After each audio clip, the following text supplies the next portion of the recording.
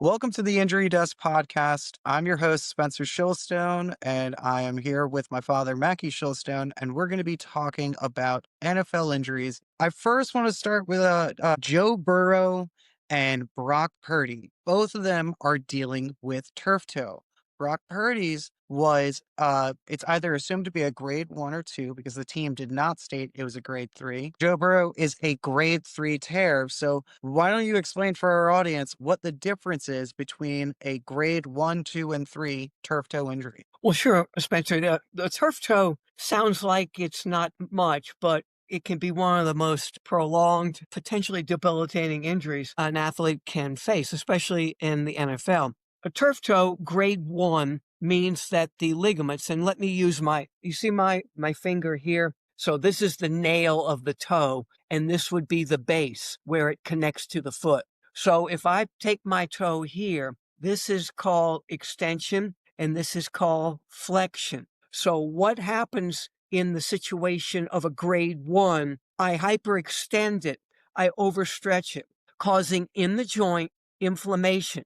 That's an injury that it takes potentially 1 to 2 games to be out of. Right now, most of the players come back within the week when they are either taped up or there is a compression plate, a firm plate under the toe to prevent it from going back into that situation. So it gives it a base of support. Later on, the player would probably graduate to a custom orthotic.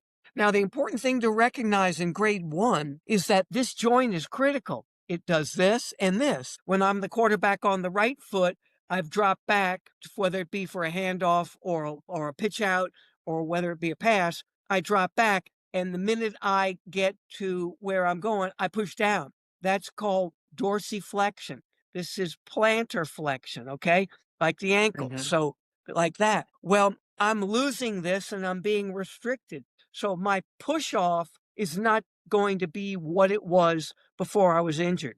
Grade 2, my joint, I've hyperextended it and I've partially torn some of the tendons. That is roughly 3 to 6 weeks, so a week being a game, that's maybe 3 to 6 games. These are statistical averages in the NFL. A grade 3 is what you talk about with Joe Burrow, where he gets into a hyperextension and he has a complete tear. That's going to require roughly 8 to 12 weeks after surgery, and the physical therapist would be charged in all of the cases to get mobility, stability, and strength. Mobility, stability, Mhm. and strength.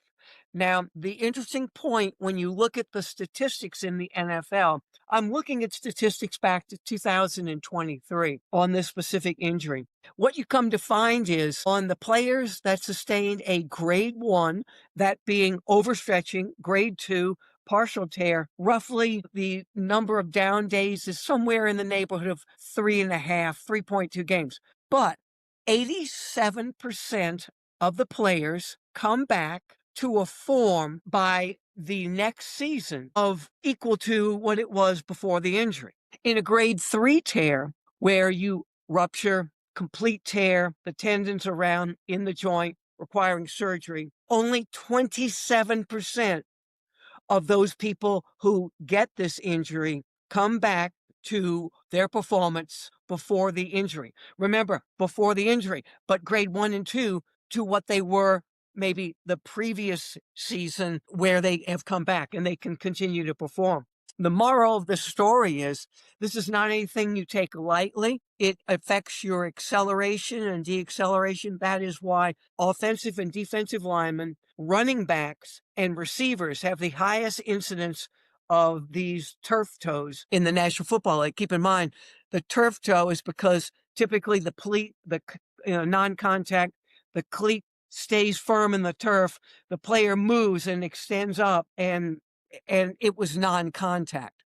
But you also can get it in situations where your foot is planted and you just get whacked and the foot is just forced into the situation.